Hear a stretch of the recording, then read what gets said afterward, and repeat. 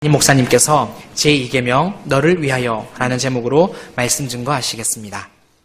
우리 믿음의 고백을 하나님께 드림으로 말씀 앞에 나가도록 하겠습니다. 하나님 나를 사랑하신다. 하나님 내 인생에 크고 비밀한 계획 가지고 계신다. 하나님 오늘 나와 동행하셔서 그 계획 이루어 주신다. 아멘. 그렇게 될 줄로 믿습니다. 아멘. 이 땅에 수많은 종교가 존재하지만 굳이 구분을 하면 두 가지 종교로 구분을 할 수 있을 것 같습니다. 하나는 신본주의적인 종교고 또 하나는 인본주의적 종교입니다. 또 이 두 차이를 간단하게 정리하면 신본주의 종교는 신을 위해서 내가 존재한다고 믿는 종교이고, 인본주의 종교는 나를 위해서 신이 존재한다고 믿는 그런 종교입니다. 다른 종교에 대해서 제가 굳이 설명하지 않더라도 확실한 것은 기독교는 전형적인 신본주의 종교라는 것입니다. 성경의 첫 책인 창세기는 첫 장으로부터 시작하여서 우리가 하나님을 위해서 존재하는 것이지 하나님이 나를 위해서 존재한다고 그렇게 말하지 않습니다. 하나님 그분의 창조하신 세상을 관리하기 위하여서 사람을 창조하셨습니다. 이 말은 하나님을 위하여서 사람이 존재해야 된다는 선언입니다. 우리 성경에 나오는 죄라고 하는 단어는 히브리어 하타라고 하는 동사에서 나온 단어입니다. 그리고 이 하타라고 하는 단어의 뜻은 빗나갔다라는 뜻입니다. 활을 쏘는 사람이 관역을 향하여서 쏘았는데 그 화살이 관역을 빗나갈 때 나타내는 단어가 이 하타라고 하는 단어입니다. 그런 관점에서 죄는 하나님께서 정해놓으신 방식에서부터 빗나가는 모든 것을 총칭하는 단어일 것입니다. 하나님의 신앙의 관점에서 우리와 그분의 관계를 규정해 놓으셨습니다. 그리고 이 관계적 규정에서 빗나가는 모습이 성경에 크게 두 가지로 존재하는 것 같습니다. 하나는 하나님을 아예 삭제해버리는 것입니다. 그래서 내가 하나님이 되어서 이 땅에 존재하는 방식으로 사는 사람들이 있습니다. 성경을 이것도 죄라고 부릅니다. 특별히 이걸 원죄라고 부르죠. 특별히 아담과 하와가 이 죄를 지었기 때문입니다. 두 번째 모습도 있습니다. 하나님과 관계 안에 존재하기는 하지만 이 관계 방식을 뒤집어 놓는 것입니다. 내가 하나님을 위해서 존재하는 것이 아니라 하나님이 나를 위해서 존재하게 만드는 것입니다. 우리가 흔히 기복주의 신앙이라고 부르는 것이 이런 신앙입니다. 기복주의적 신앙을 가지고 있는 분들도 여전히 하나님 믿습니다. 여전히 하나님을 사랑한다고도 말을 하고 하나님과 관계적인 고백 안에서 예배도 드립니다. 그러나 그 존재 방식은 확실히 다릅니다. 나를 위해서 하나님을 믿는 것이지 하나님을 위해서 내가 존재하는 방식은 아닙니다. 과거의 믿음의 조상들은 주로 이렇게 고백했습니다. 주여 여기 내가 있습니다. 나를 사용하십시오. 하나님의 뜻을 이루기 위해서 나를 사용하십시오. 이런 방식으로 존재했는데 이 기복주의 신앙을 가지고 있는 분들은 이런 식으로 고백하죠. 주님 내가 여기 있사오니 내게 복을 주시옵소서. 그러니까 하나님이 나를 위해서 일하시라는 거죠. 나를 복되기 위해서 하나님이 움직이시지 나는 여기 가만히 있겠다 그러고 그렇게 말을 합니다. 그러므로 신앙의 주도권이 신본주의에게는 하나님에게 있습니다. 하나님이 모든 걸 주장하십니다. 그러나 인본주의에게는 신앙이 사람에게 있습니다. 내가 뭔가를 결정을 합니다. 확실히 이것은 성경이 말하는 믿음의 사람들이 가지고 있던 믿음의 모습은 아닙니다. 가장 단적인 것이 욥의 모습만 보아도 우리가 확실한 차이를 알게 됩니다. 욥이 고난 중에 있었을 때 그의 아내가 욥에게 이렇게 말을 합니다. 하나님을 저주하고 하나님 버리라고.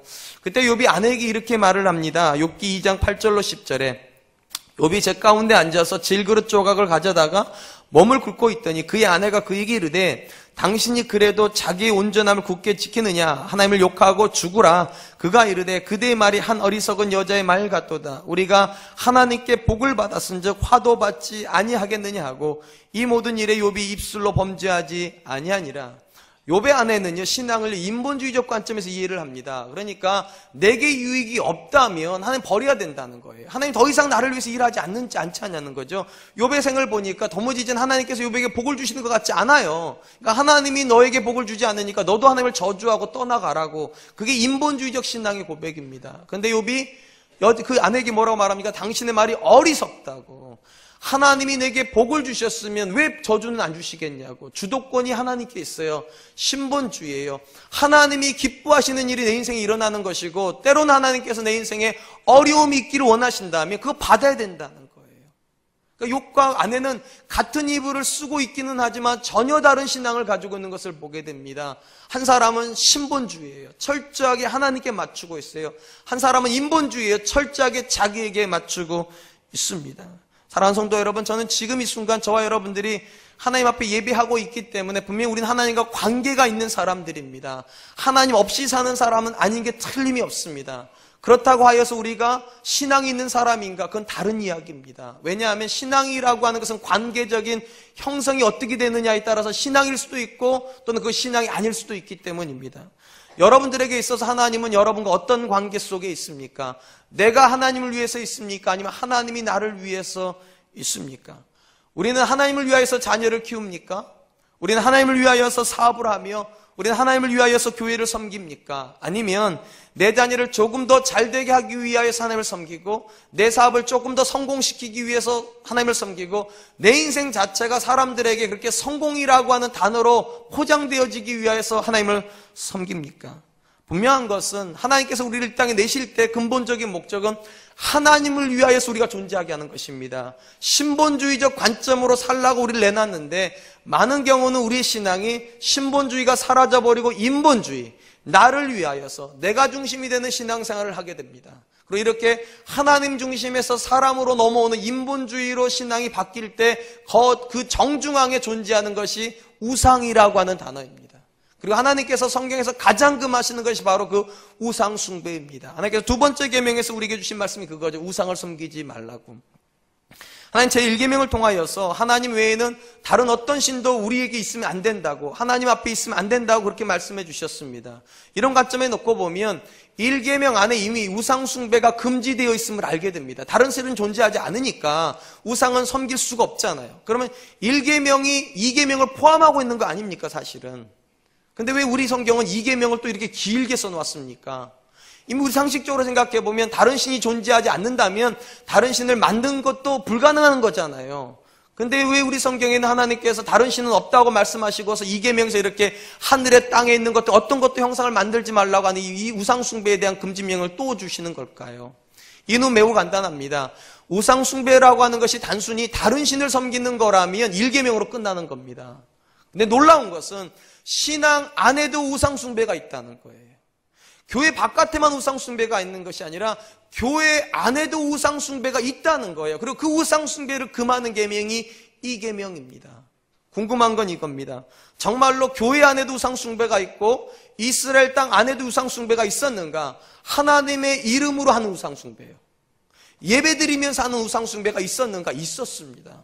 최소 두 가지 모습만 보아도 이스라엘 땅 안에 하나님이라고 하는 이름의 우상이 있었음을 보게 됩니다. 가장 먼저 드러나는 것은 이스라엘의 시내산에 머물고 있었을 때 그들이 만들었던 금송아지 우상입니다.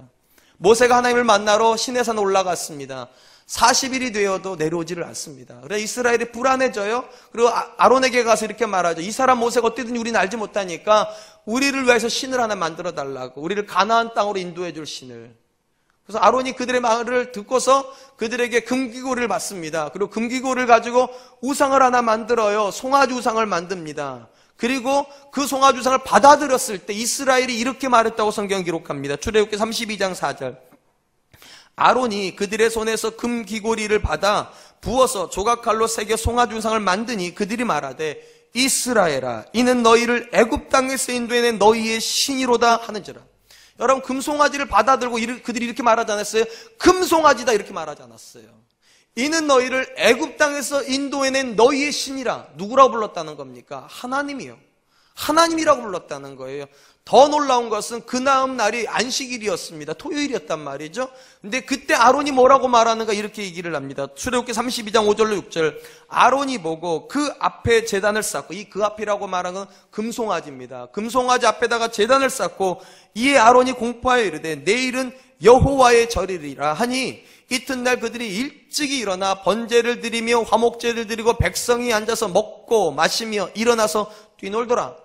그들이요, 송아지 우상 앞에다 제단을 만들어 놓고 뭐라고 말하는가? 여호와의 절일이라고. 그리고 그 송아지 앞에서 뛰놀았답니다. 쉽게 말하면 그들에게 이 송아지는 이름이 뭐였다는 거예요?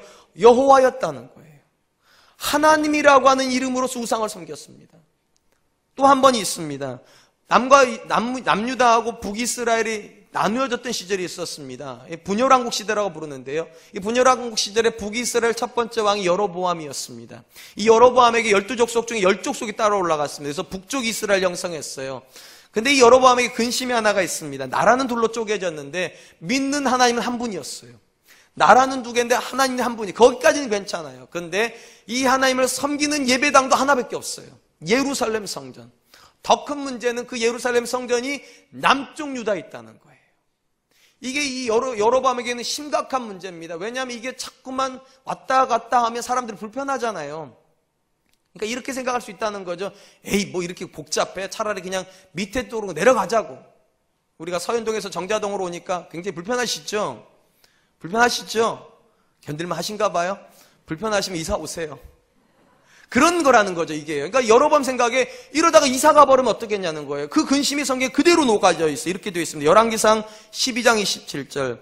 만일 이 백성이 예루살렘에 있는 여호와의 성전에서 제사를 드리고자 하여 올라가면 이 백성의 마음이 유다 왕 된 그들의 주 르호보암에게 돌아가서 나를 죽이고 유다 왕 르호보암에게 돌아가리로다. 비록 나라는 둘로 쪼개졌지만 그들은 하나님을 섬겨야 되는 백성이니까 어쩔 수 없이 남유다로 내려가야 될 거라는 거죠. 그리고 성전을 왔다 갔다 하면 마음을 빼앗겨 버릴 거라는 거예요. 그러면 자기라는 존재가 사라져 버리는 것에 대한 두려움이 있어요. 이 사람은 어떻게 했는 줄 아세요? 신전을 2개를 만듭니다. 그리고 그 신전에다가 신을 빚어 만들어요. 금송아지를 각각 빚어 만들어요. 그리고 백성들에게 이렇게 얘기를 해요. 열왕기상 12장 28절 29절. 이에 계획하고 2 금송아지를 만들고 무리에게 말하기를 너희가 다시는 예루살렘으로 올라갈 것이 없도다. 이스라엘아. 이제부터 중요한 말이 나옵니다. 이는 너희를 애굽 땅에서 인도하여 올린 너희의 신들이라 하고 하나는 베델에 두고 하나는 단에 둔지라. 여러분, 여로보암이 똑같이 얘기하죠. 송아지를 만들어 놓고 송아지 우상 섬겨라 이렇게 말하지 않았어요. 이는 너희를 애굽에서 인도해낸 너희 하나님이라는 거예요. 너희 하나님. 저기까지 내려가가지고 남유다까지 내려가가지고 예배할 필요 없다는 거. 여기 하나님 계시다고. 여기 하나님 계시다고. 위에 쪽 속에 있는 사람은 단으로 올라가고 밑에 있는 쪽 속에 있는 사람은 베델로 내려가서 너희 하나님 섬기라고. 여러분, 우리가 이스라엘 역사에 드러난 이 2가지 사건에 공통적으로 보이는 게 하나가 있죠. 그들은 여전히 하나님 섬기고 있어요. 근데 문제가 있죠. 형상을 가지고 섬기고 있어요. 금송아지라고 하는 형상을. 특이한 것은 하나님께서 이방신으로 금송아지를 만드는 것에 대해서도 뭐라고 하시지만 그분의 이름으로 금송아지를 만드는 것도 뭐라고 그러십니다. 여러분, 성경에 나오는 여로보암의 죄라고 나오는 게 그 죄예요. 하나님을 가지고 우상을 만든 거예요. 물론 이들은요, 여전히 1계명은 지키고 있죠. 하나님만 섬기고 있으니까 1계명은 지키고 있어요. 근데 문제가 있죠. 2계명에서 문제가 일어나는 거예요. 그 하나님만 섬기고는 있지만 그 하나님으로 우상을 만들어 섬기고 있어요. 하나님 그 영광 받으시지 않으시겠다는 거예요. 그럼 궁금한 건 이겁니다. 아니, 다른 나라 신을 섬기는 거야 뭐라고 해도 괜찮잖아요. 그죠? 근데 하나님을 섬긴다고 하나님의 우상, 하나님 형상을 만들어 놓으면 하나님께 영광 아니에요, 사실은? 아닙니까? 여러분들이요, 죄송 이런 일이 절대로 안 벌어지겠지만 저를 너무 좋아하셔가지고 저를 이렇게 본을 떠가지고 저기 앞에다 세워놓으면 제가 싫어할까요? 인간적으로 굉장히 영광 아닙니까? 그걸 안 하실 거 알아요. 아니, 생각해 보세요. 뭐 나를 다른 사람을 좋아하는 것도 아니고 저를 좋아해가지고 만들어 놓으면 제게 영광되는 거잖아요. 하나님 관점도 그런 거 아닙니까? 하나님만 섬기겠다고 말하면서 하나님을 아름답게 빚어놓고 우리가 하나님 사랑하면 더 좋은 거 아니냐고요. 근데 왜 하나님 그걸 금하시냐고요. 이방의 신을 빚는 걸 금하는 건 이해가 돼요. 근데 왜 하나님의 이름으로 우상을 만드는 것조차 금하냐고요. 이유는 매우 간단해요. 우상을 만드는 마음은요, 절대로 하나님을 위해서 만드는 게 아니기 때문입니다. 오늘 말씀을 다시 한번 보세요. 4절에 보니 이렇게 돼 있어요. 너를 위하여 새긴 우상을 만들지 말고. 여기 보니까 우상을 왜 만든다고 되어 있습니까? 너를 위하여, 영어로 for you예요. 너를 위하여 우상을 만드는 거라고. 그 어디에도 하나님 때문에 우상을 만드는 일은 없다는 거예요. 다 나 좋으려고 만드는 거지. 명목이야 하나님이라고 이름을 붙여놨지만 다 나 때문에 만든다는 거예요. 잘 들어보세요. 이스라엘이 처음 우상을 만들었던 것이 시내산에서 만들었어요. 그때도 그들이 왜 우상을 만들었는가? 이런 목적 때문에 한번 들어보세요. 출애굽기 32장 1절입니다. 백성이 모세가 산에서 내려옴이 더딤을 보고 모여 백성이 아론에게 말하되 일어나라. 그 다음 중요한 말은 우리를 위하여 우리를 인도할 신을 만들라. 이 모세 곧 우리를 애굽 땅에서 인도해낸 사람은 어찌 되었는지 알지 못함이니라. 여러분, 그들이 왜 우상을 만듭니까? 하나님께 예배 더 잘 드리기 위해서요? 안식일이 다가오니까 더 풍성한 예배를 드리기 위해서 우상을 만든 겁니까? 아니에요. 우리를 위해서 만들자는 거예요. For us. 우리 이스라엘을 위해서 만들자는 거예요. 무슨 목적으로요? 예배 목적이 아니에요. 가나안이란 목적을 위해서요. 하나님이 없어요, 거기에는요. 가나안 땅에 빨리 가고 싶은 거예요. 시내산에 더 이상 이렇게 시간 낭비하고 싶지 않다는 거예요. 우리에게 가나안 땅을 줄 수 있는 신을 만들자는 거예요. 하나님이란 이름으로 만들자는 거예요. 목적이 하나님이 아니에요. 하나님은 수단일 뿐이에요. 진짜 목적은 가나안 땅이에요. 그게 우상의 본질이에요. 하나님 때문에 만드는 것처럼 행색은 해요.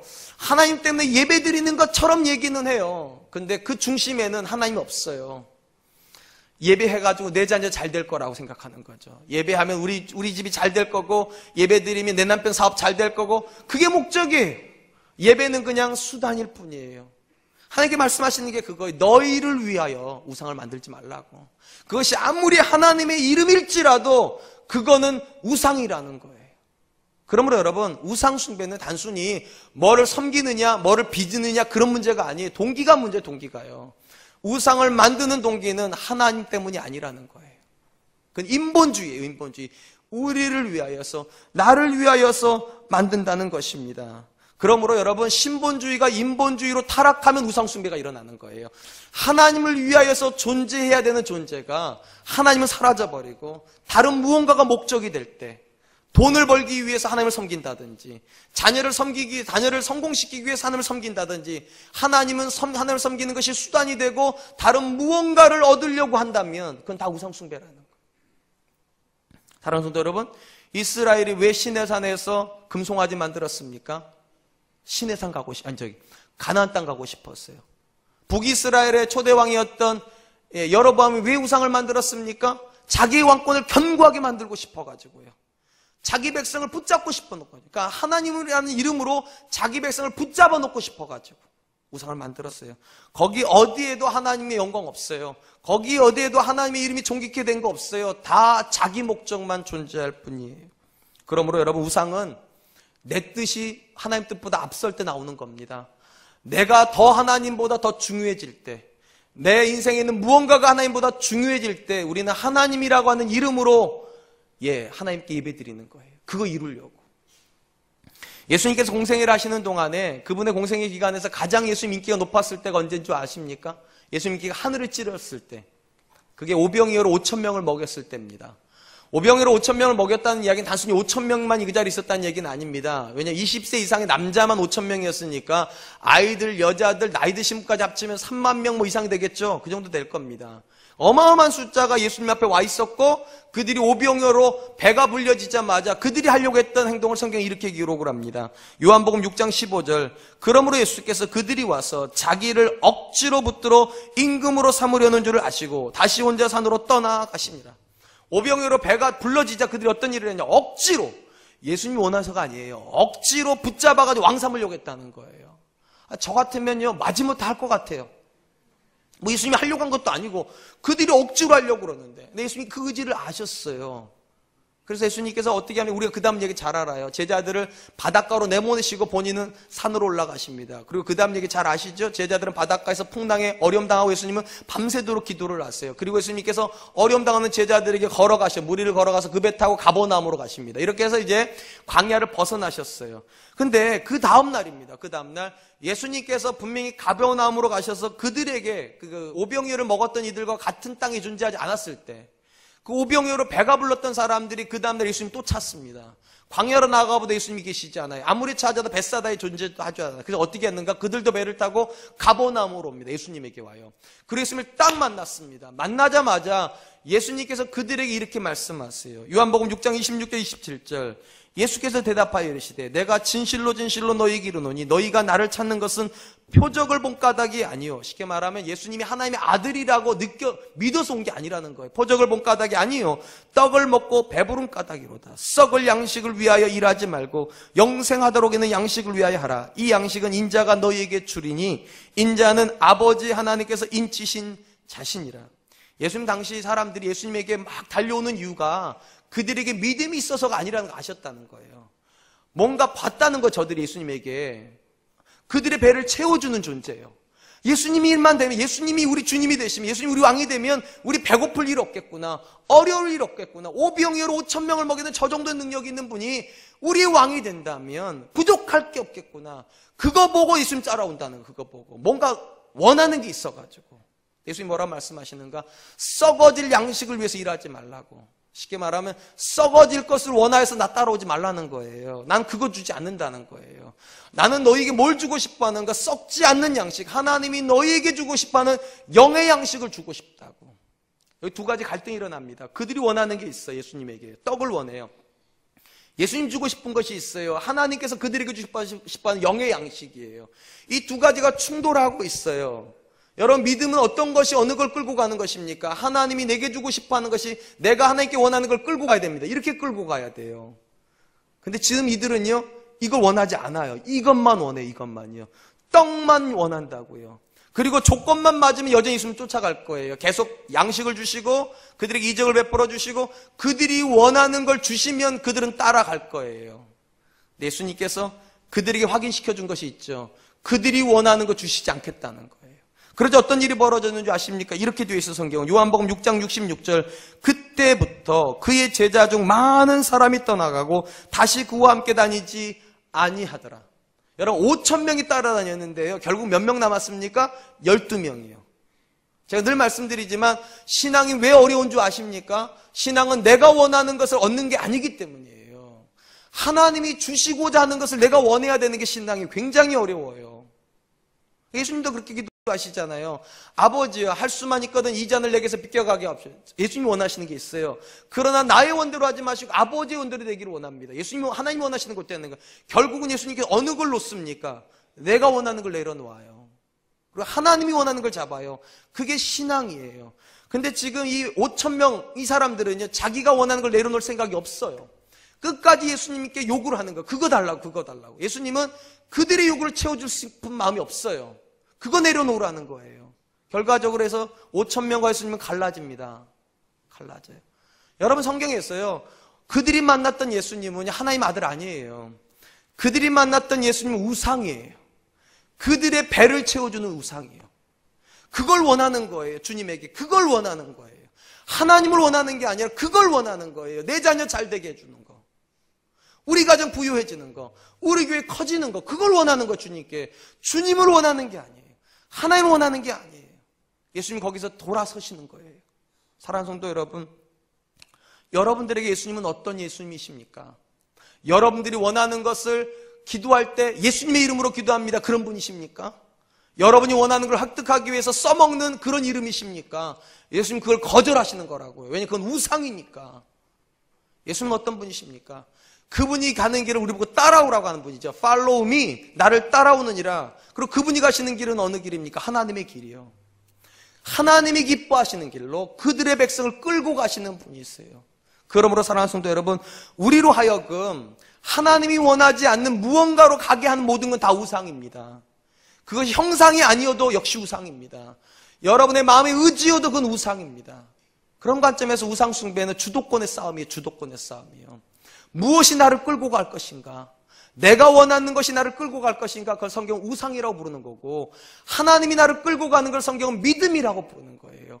하나님이 나를 끌고 가게 하시는 것, 그것이 신본주의예요.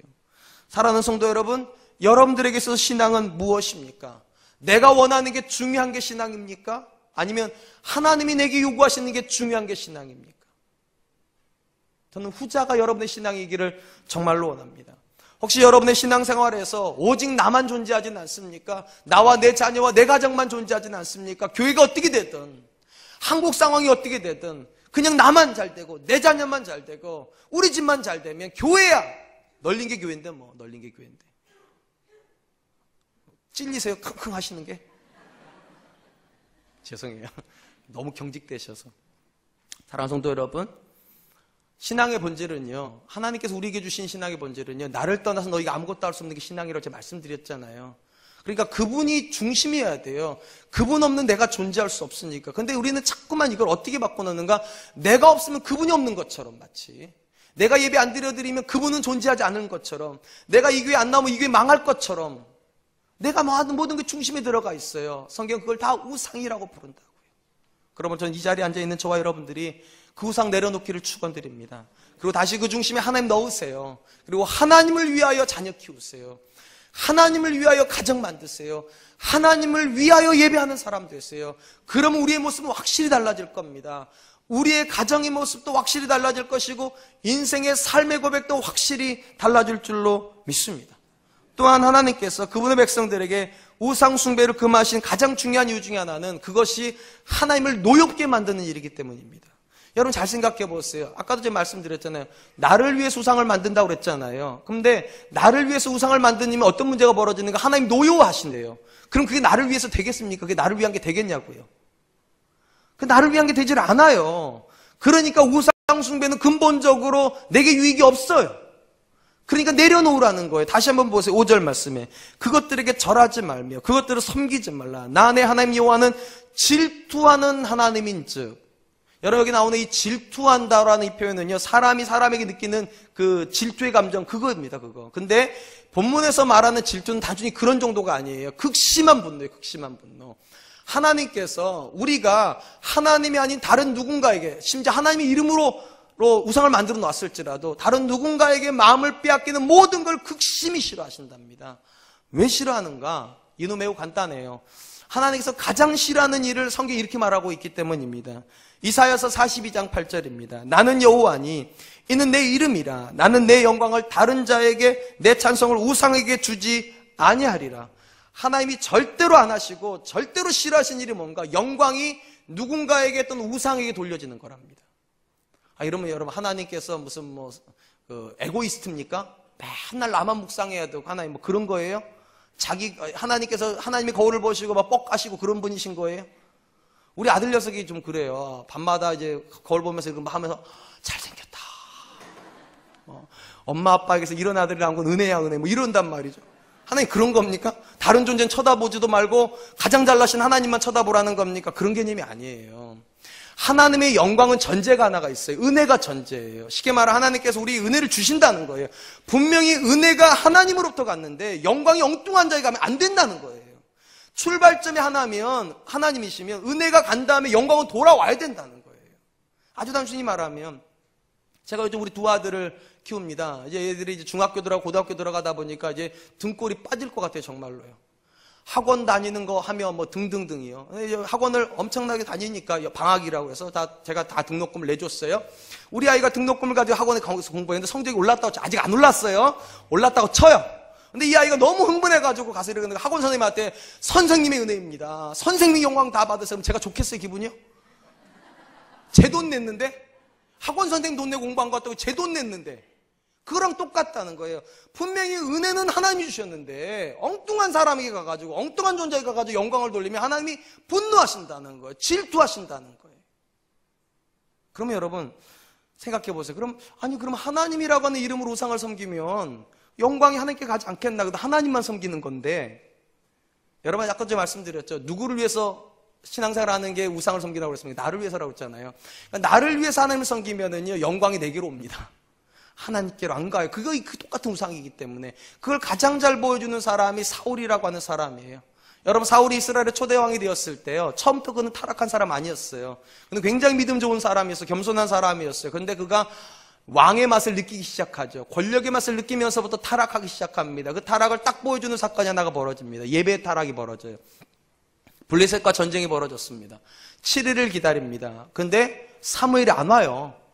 그리고 나서 그가 예배드리고 결정합니다. 왜 그런 일이 벌어졌는가? 성경이 이렇게 기록을 해요. 사무엘상 13장 8절 사울은 사무엘이 정한 기한대로 이레 동안을 기다렸으나 사무엘이 길갈로 오지 아니하며 백성이 사울에게서 흩어지는지라 그래서 그가 제사를 드립니다. 제사장만이 드릴 수 있는 제사를 그가 드려요. 여러분 이 부분이 굉장히 의미가 있어요. 백성이 하나님 앞에 흩어지기 때문에 그가 제사 드린 게 아니에요. 백성이 사울 앞에서 흩어지는 거예요. 중심이 자기예요. 자기 백성이 사라지는 게 두려워가지고 자기를 위해서 하나님을 이용해 먹은 거예요. 예배드리면 뭉칠 거니까. 하나님이 수단이 돼버렸어요. 백성을 규합시키는 수단이요. 영광이 수단이 아니에요. 하나님께 영광 돌리려고 제단 쌓은 게 아니에요. 하나님 앞에서 백성들이 신앙이 나약해질까봐 신앙에 힘을 주기 위해서 예배드린 게 아니라고요. 흩어지지 못하게 하려고. 하나님 수단이 돼버렸어요. 하나님 여기서 용서하십니다. 여기까지 용서를 하세요. 두 번째 명령을 한 번 더 주시죠. 이번에 아말렉으로 가라고 그럽니다. 아말렉 가가지고 다 진멸하라고. 생명 있는 모든 거 다 진멸하라고. 하나님 은혜를 엄청나게 베푸셔가지고요. 가가지고 정말 다 진멸합니다. 성경에요. 이스라엘 사람들의 손해가 났다는 기록이 없어요. 그러니까 완전히 초토화시켰다는 거죠, 이스라엘이. 그러니까 엄청난 은혜예요. 자, 은혜가 갔어요. 근데 영광이 안 와요. 분명히 하나님께서 은혜 베풀어 주셔가지고 이스라엘이 이 아말렉을 진멸했는데 하나님 영광 못 받으세요. 왜 못 받는 줄 아세요? 영광을 다른 누군가 가로채 갔기 때문이에요. 누가 가로채 갔을까요? 사울이요. 여러분, 분명히 하나님께서 명령하셨죠. 다 생명 죽이라고. 사람 죽이는 건 굉장히 쉬웠습니다. 다 죽였어요. 근데 백성들이 양떼를 못 죽여요. 소떼를 못 죽여요. 염소떼를 못 죽여요. 아까워서. 거기에서 하나님의 명령만 있었으면 죽여야 되는 거. 근데 거기에 또 하나의 신적인 명령이 하나가 주어집니다. 살리라고. 그 신적인 명령이 누구로부터 나온 겁니까? 사울에게서부터요. 사울이 하나님 자리에 올라가 버렸어요. 살리라고. 그러면서 명목은 어떻게 합니까? 하나님께 예배드리자고. 또 하나님을 이용해 먹어요. 또 하나님을요. 그러니까 백성들이 그럼 그 이야기를 듣고 오, 하나님 위대하신 하나님 이랬을까요? 아니지. 이렇게 하죠. 위대하신 사울왕 지혜롭도다, 현명하도다, 탁월하도다. 백성을 죽이는 거야 그렇다 치지만 생명 믿는 이 양떼 소떼 무슨 생각이 있다고 죽이겠어? 참 지혜롭다고. 영광을 누가 받아버리는 겁니까? 사울이 받아버렸어요. 생명을 다 죽였을 때는 하나님 영광 받으실 건데 그 생명을 살리는 순간에 사울이 영광 받아버렸습니다. 분명히 사울이 하나님 섬기는 사람이에요. 명목상이요. 우상으로서 하나님을요. 영광을 누가 받았습니까? 그랬어요. 사울이 받았어요. 이 상황을 가지고 하나님께서 사무엘에게 이렇게 한탄하십니다. 사무엘상 15장 11절. 내가 사울을 왕으로 세운 것을 후회하노니 그가 돌이켜 나를 따르지 아니하며 내 명령을 행하지 아니하였음이라 하신지라. 사무엘이 근심하여 온 밤을 여호와께 부르짖으니라. 여러분, 사울이 절대 하나님 버린 거 아니에요. 여전히 하나님 붙잡고 있는 것처럼 보여요. 양떼 소떼를 남기는 목적도 예배드리기 위해서잖아요. 여전히 하나님을 섬기는 것 같은. 하나님 왜 뭐라고 그러십니까? 이렇게 말씀하죠. 나를 버렸다고. 왜 버린 겁니까? 영광이 하나님께 돌아오질 않아요. 그가 그 중심에서 영광을 다 받아요. 다 받아요. 그러므로 여러분, 하나님을 여러분의 수단으로 삼으면서 신앙생활을 하면 하나님이 분노하세요. 왜냐하면 아무리 은혜를 줘도요, 그 은혜가 영광으로 하나님께 돌려지질 않아요. 마치 이런 거죠. 내가 기도 열심히 해가지고 내 자녀가 대학교 갔다고. 여러분, 기도 열심히 해서 대학교 간 거예요? 기도를 들어주신 분이 계셔서 대학교 간 거지. 근데 들어준 분은 없어져 버려서 내가 기도 열심히 한 게 중요해. 내가 열심히 기도한 게. 내가 열심히 가정에서 내 남편 섬겨가지고 내 남편이 성공했대요. 여러분이 그렇게 열심히 해서 성공한 거예요? 그럼 나머지 집 아내들이 열심히 안 한 줄 아세요? 더 열심히 하고 있어요. 근데 언제부터인지 모르겠지만 우리는 내가 그 중심에 들어가 있어요. 내가 했기 때문에. 그게 하나님이라고는 이름으로 우상을 섬기는 겁니다. 하나님 그거에 대해서 분노하신대요. 심지어 뭐라고 말씀하시는가? 거기 이렇게 다시 보세요. 그것들에게 절하지 말며 그것들을 섬기지 말라. 나 내 하나님 여호와는 질투한 하나님인즉 나를 미워하는 자의 죄를 갚되.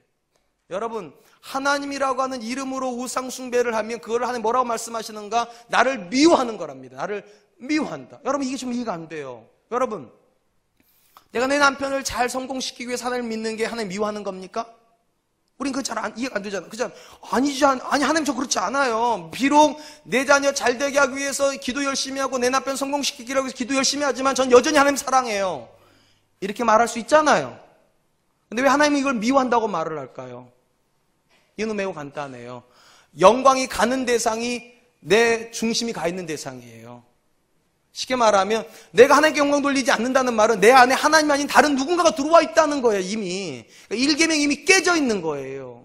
나밖에 존재하지 않아야 된다. 하나님밖에 존재하지 않아요. 뭔가가 존재하고 있고 그 무언가에게 사랑을 주는 것이 곧 나를 미워하는 거래. 하나님 관점에서. 이건 아주 간단해요.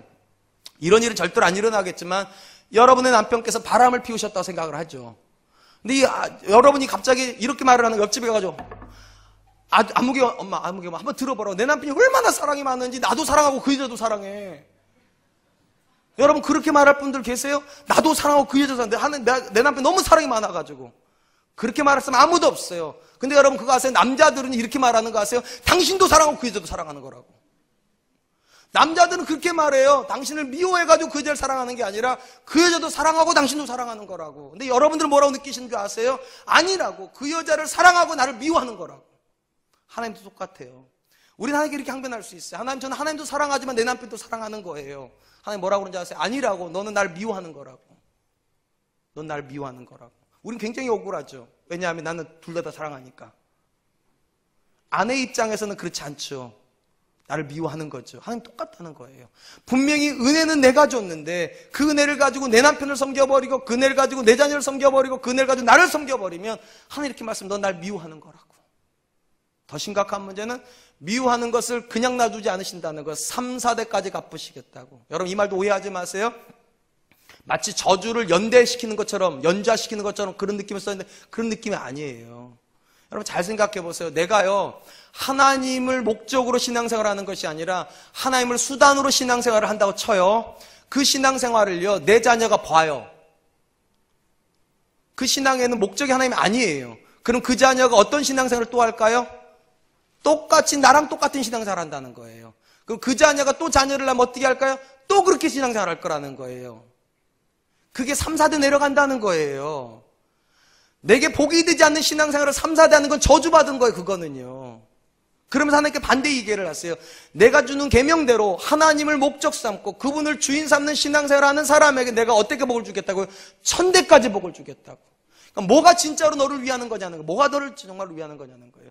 우상을 만들어가지고 하나님을 이용해 먹는 신앙은 3, 4대도 못 버틴다는 거예요. 3, 4대 못 버틴다는 거예요. 그러나 하나님이 목적이 되어 있고 그분을 영화롭게 하는 사람에게 하나님께서 1000대까지 복을 주겠다고. 무엇이 너를 위하는 건지 판단해 보라는 거예요. 사랑하는 성도 여러분, 무엇이 정말로 우리를 위하는 걸까요? 무엇이 정말로 내 자녀를 위하는 것이고 무엇이 정말 내 남편을 위하는 것이고 무엇이 정말 우리 교회를 위하는 걸까요? 하나님을 이용하는 거 아닙니다. 하나님이라고 하는 이름으로 내 목적을 추구하는 거 아닙니다. 하나님이 목적이 돼야 1000대를 흘러가는 거예요. 하나님이 중심이 돼야 내가 내 자녀에게 주고 싶어하는 복보다 훨씬 큰 복이 하나님으로부터 내 자녀에게 흘러가는 거예요. 그래서 내려놓으라는 거예요. 나를 위해서 신앙생활하는 거 내려놓으라는 거예요. 내 자녀를 위해서 신앙생활하는 거 내려놓으라는 거예요. 그리고 하나님 바라보라는 거예요. 그러면 우리가 예상하지 못하는 것처럼 1000대까지 흘러가는 복을 하나님께 주시겠다. 저는 그 은혜를 저와 여러분들이 받는 분들 되셨으면 좋겠습니다. 이제 말씀을 맺으려고 합니다. 만약 우상숭배가 단순히 뭔가를 빚어 만들어가지고 그걸 섬기는 거라면 우리 중에 그럴 사람 아무도 없어요. 우린 주일날 교회 오잖아요, 다 이렇게. 우리 지금 우상 가지고 있는 사람 아무도 없어요. 근데 우상숭배가 동기의 문제라면 문제가 좀 달라집니다. 누구를 위해서 하나님을 믿는 것인가? 이 문제 앞에 서면 우리 중에 상당히 많은 사람들이 어려움을 겪습니다. 왜냐하면 솔직하게 우리는 하나님을 위하여서 기도하는 사람 별로 없어요. 하나님 영광 돌리기 위해서 섬기는 사람도 별로 없어요. 하나님께 영광 돌리려고 예배하는 사람도 별로 없어요. 뭔가를 얻으려고 예배하죠. 이번 주간에 부산 내려가야 되는데 가다 교통사고 날까 봐. 그래, 안전하게 가기 위해서 예배 드리러 가자. 혹시라도 하나님께 미워하시면 사고 날지 모르니까 그런 마음으로 예배를 하고요. 우리 자녀가 이번 입시가 발표 나는데 이번 주 예배 안 드리면 그 입시에서 미끄러질까 봐 또 그런 마음으로 예배를 하고. 그거 다 우상숭배입니다. 성경이 뭐라고 말합니까? 우선순위가 있다고 말해요. 너희는 먼저 그의 나라와 그의 의를 구하라. 기도에서도 그렇잖아요. 너희는 이렇게 기도하라. 하늘에 계신 우리 아버지, 하나님에 대한 게 먼저 나와야 된다는 거. 그분이 먼저 우선순위여야 된다는 거. 그분이 우리의 삶에서 가장 정중하게 들어가 있어야 된다고. 그러지 않은 모든 건 다 우상숭배라고. 사랑하는 성도 여러분, 전 저와 여러분들의 삶의 중심이 하나님이기를 정말로 원합니다. 그리고 하나님을 수단으로 삼는 신앙생활이 아니라 하나님이 목적이 되는 신앙생활 하시길 축원드립니다.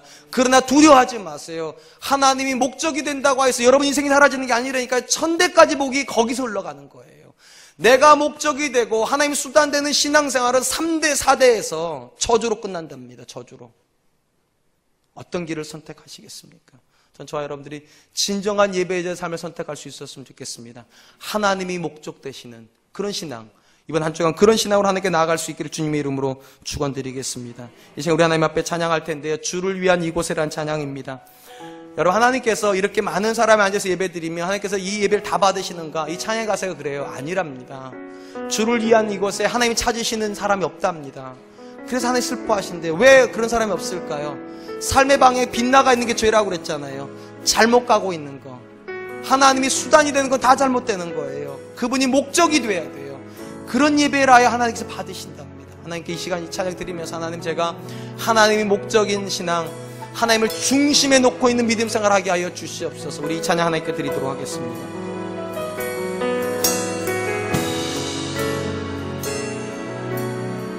주를 위한 이곳에, 주를 위한 이곳에 예배하는 자들 중에, 예배하는 자들 중에 그가 찾는 이 없어, 그가 찾는 이 없어.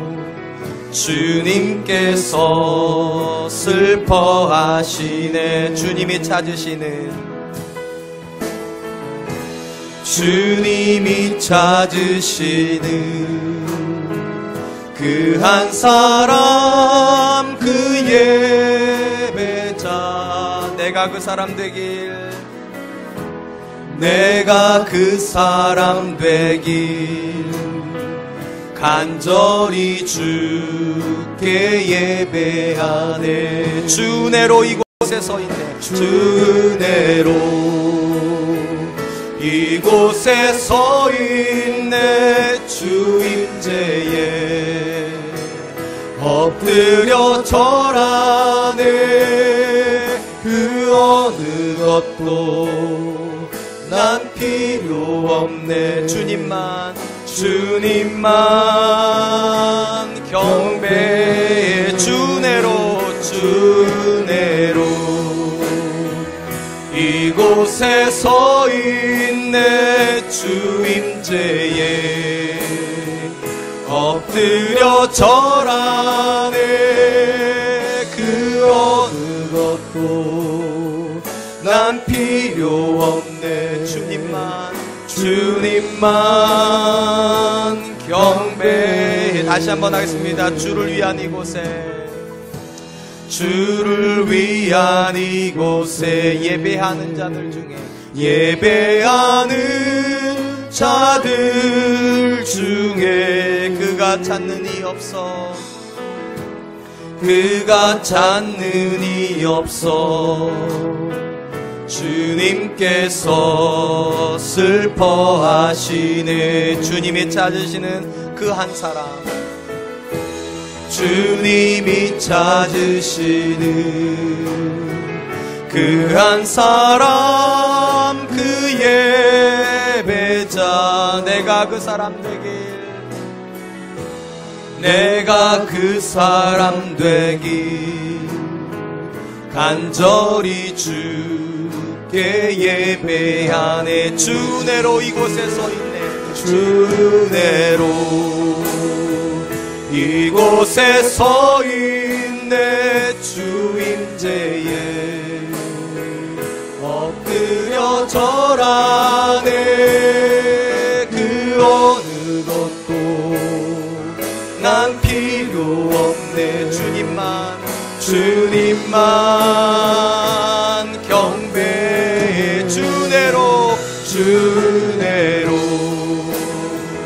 이곳에 서 있네. 주 임재에 엎드려 절하네. 그 어느 것도 난 필요 없네. 주님만 경배해. 사랑하는 성도 여러분, 여러분들에게는 정말로 하나님의 은혜가 있습니까? 하나님의 은혜가 있어서 우리가 여기까지 와 있습니까? 지금 우리가 존재하는 이유가 하나님의 은혜입니까? 그 은혜의 고백이 있다면 우리는 하나님께 영광 돌려야 할 것입니다. 그 은혜의 고백이 있다면 우리를 위하여서 하나님을 믿는 것이 아니라 하나님을 위하여서 하나님을 믿어야 될 줄로 믿습니다. 하나님께 이렇게 기도합시다. 나는 지금까지 혹시라도 내가 나를 위하여서 내 자녀를 잘되게 하고 내 가정을 성공시키기 위하여, 그리고 우리 교회가 더 잘되게 하기 위해서 그 목적으로 신앙생활을 했다면 하나님 이제 내려놓게 하여 주시고, 하나님을 위하여서 자녀를 키우게 하여 주시고, 하나님을 위하여서 신앙생활하게 하여 주시고, 하나님을 위해서 교회를 섬기는 사람 되게 하여 주시옵소서. 삶의 모든 목적이 하나님이 되게 하여 주시고, 살아도 주를 위하여 죽어도 주를 위하여 살기를 소망할 수 있도록 주님 도와주시옵소서. 하나님의 은혜에 대한 감격만 있게 하여 주시옵소서. 영광이 하나님께만 돌려지는 신앙생활하게 하여 주시옵소서. 헛된 우상을 섬기는 신앙 내려놓게 하여 주시옵소서. 우리 같이 한번 기도하도록 하겠습니다. 기도하겠습니다. 하나님 아버지,